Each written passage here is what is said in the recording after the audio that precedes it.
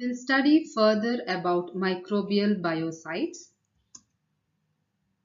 The contents which we'll be studying here are microbial pesticides, its advantages as well as its disadvantages, fungicides, its advantages as well as its disadvantages, herbicides, its advantages as well as its disadvantages. Microbial pesticides. Microbial pesticides means using any of the microorganism, that is, it might be bacteria, virus, fungi, protozoa or nematode. Any of these microorganism can be used as an ingredient in order to prepare the microbial pesticide. So there are certain fungi which has a capacity to control the growth of certain weed plants, and also there are fungi which has a capacity to destroy certain insects. Okay, and the best example where I can give you about the microbial pesticides is Bacillus thuringiensis. It is a bacteria which has been used as a microbial pesticide. So it does a wonders, right? We know that these Bacillus thuringiensis are also used in many of the crops like in cabbage, potatoes, in order to protect it from certain insects. So here we can see that Bacillus thuringiensis, it is most widely used microbial pesticide. Okay, when these are being ingested by certain insects which feed on this plant, which are being incorporated with the Bacillus thuringiensis protein, these actually enters into the gut of these insects. As it enters, it actually ruptures its cell wall, and as a result the blood poisoning takes place and larva stops feeding on them within the minute, and as after 1 to 3 days it might die. So by this way we can protect our plant by usage of this microbial biopesticide or microbial pesticide. This actually is not harmful and it does not cause any harmful effects to the human also. So it is better to use the microbial pesticides.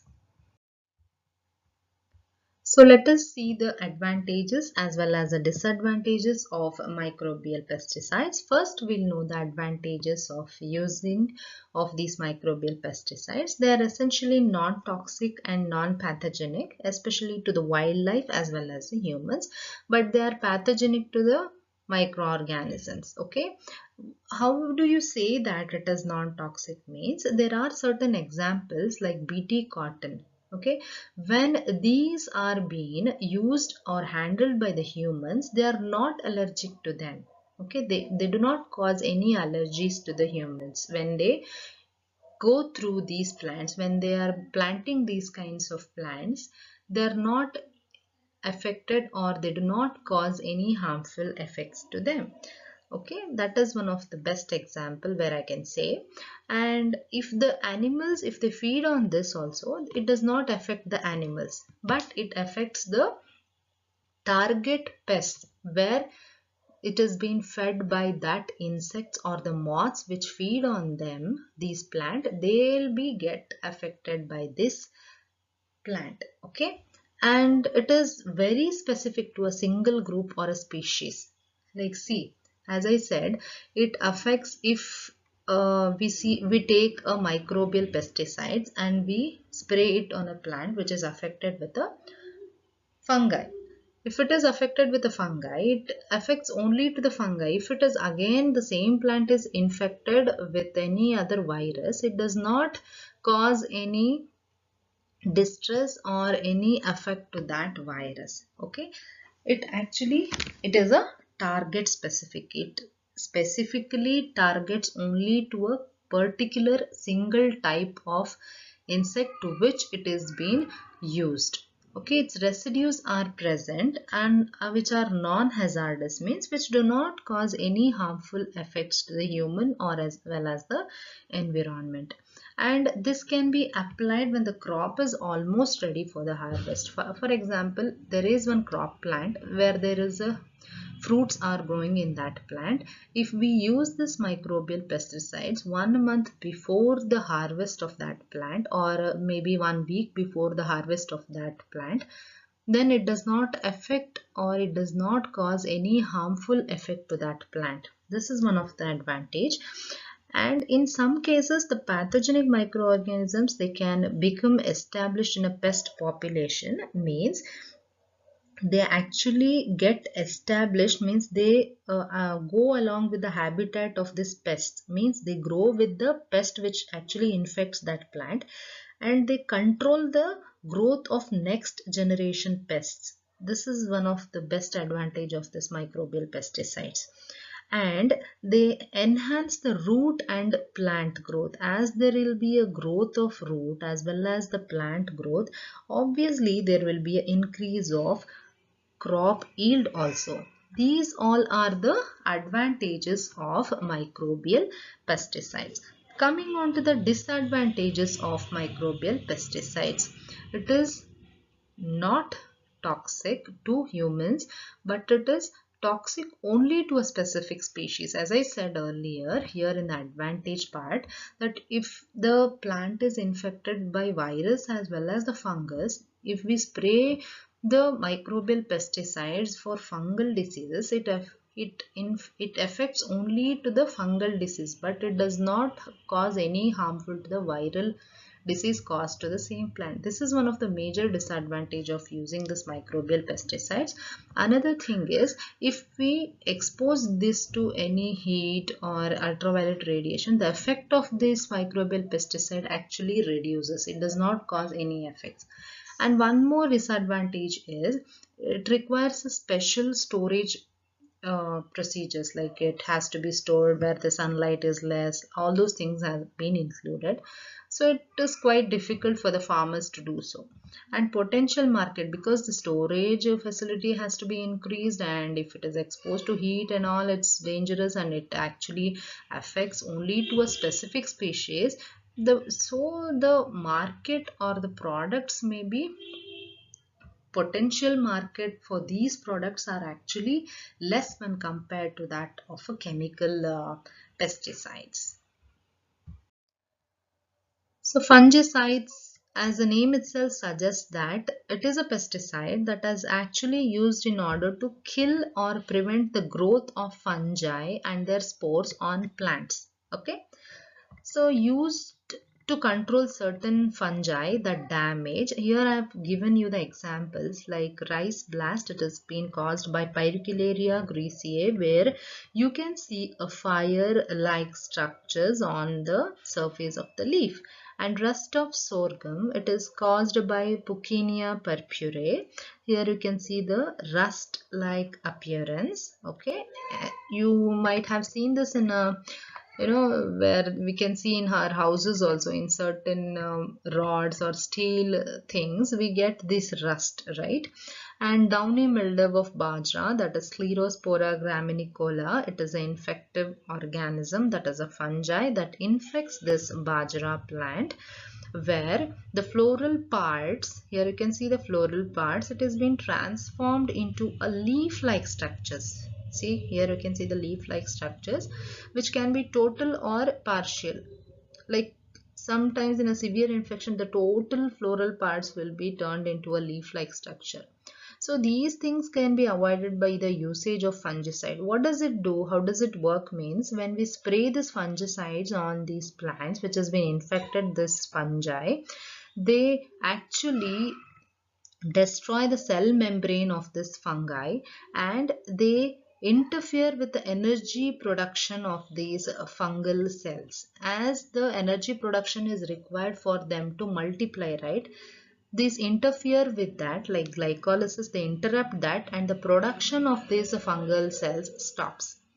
So coming on to the form, how are they available? Means especially they are available in a liquid form, and the most active ingredient which is present in this fungicide is a sulfur. Okay, the maximum of about 0.5% is the highest amount in liquid form. It is the most active ingredient in order to perform certain fungicidal effects. And in a powder form, they are usually around 90% of the sulfur is present in the powder form of fungicides, and these are very toxic when compared to that of a liquid form fungicides. Other than this, there are certain amount of fungicides which are naturally occurring, like oregano oil and citronella oil and monocerin, clep. All these things are naturally occurring fungicides. So coming on to the advantages as well as the disadvantages of using fungicide. The advantages is that it increases the yield. The number of crops are being increased with the help of this fungicides, and it prevents the growth of fungal diseases within the trough. Means where it is being applied, it actually reduces the fungal diseases to that particular area where it has been applied, and it beneficial to protect, like many of the fruits like grapes, vegetables, all these are infected especially with the fungi, and these are being actually reduced, or the infection by this fungi are reduced by usage of these fungicides. And application such as systemic, contact, narrow spectrum are being very much important, and these are very effective against many range of diseases, like as I said in the earlier slide, downy mildew. Because it appears like a mold, most of these fungi are being actually reduced with the help of usage of certain fungicides. And when we use these fungicides in a seed level itself, when they are seeds itself, when we apply this fungicide, they can easily grow into a mature plants where they are not infected by the fungi in the later period. And coming on to the disadvantages, these do not help your grass or foliage to regrow. Means the grass where you apply this fungicide, they do not regrow, but it actually eliminates the fungi itself, spores level itself. It kills everything and it avoids the growth of this fungi in the later period. And if they are used over and over, it might be effective, or it becomes the fungal to survive to this fungicides, means they become resistance, and they are harmful to certain beneficial insects. We all know that bees are attracted to certain fruits. If we apply this on certain fruits, when bees come and eat that, they'll be harmful to those bees, and possibly in certain environment it affects. These can eliminate the microorganisms like bacteria. Other things can also be eliminated, but it mainly kills the fungi because it is a fungicide. And depending upon the fungicide, it could take times to see result because it is a late time consuming process. Usage of fungicide is a time consuming process. It requires more time to get activated. A herbicide is also a pesticide that has been used to kill the unwanted plants. Unwanted plants are those that actually interferes with the wanted plants. They take up all the nutrients from the wanted plants and they grow faster when compared to that of a wanted plants. As they grow, these are being killed by the usage of herbicides, where they delay the growth of those weed plants or they destroy those weeds. So they are called as weediciders or weed killers. And there are certain naturally occurring plants which are having a natural herbicides present in them, are called as allopathy. Means it is a capacity of an organism where they produces one or more biochemicals that helps to avoid the growth of other plants beside them. Example for that is a juglans and tree of heaven. And Fusarium oxysporum pseudomonas syringa can also be used as a natural herbicide. 2,4-D, atrazine and dicamba are the synthetic herbicides.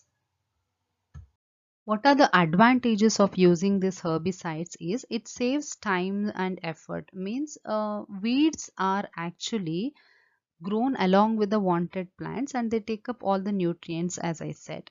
So if we pick up those plants, if the weeds are present in a large area, it becomes difficult for the farmers to eliminate those weeds with the help of the hand.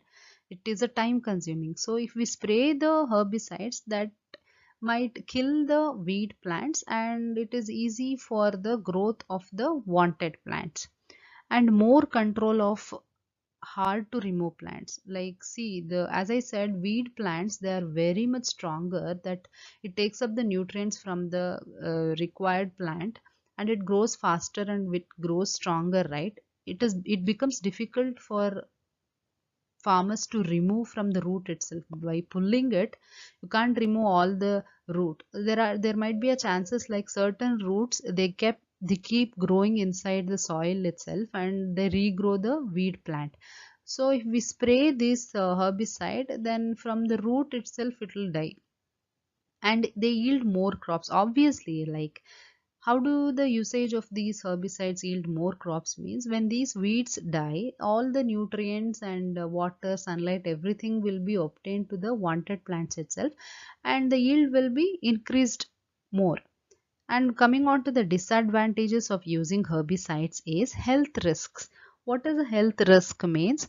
There are certain farmers which are allergic to these mildly toxic herbicides itself, and most of the herbicides are actually poisonous.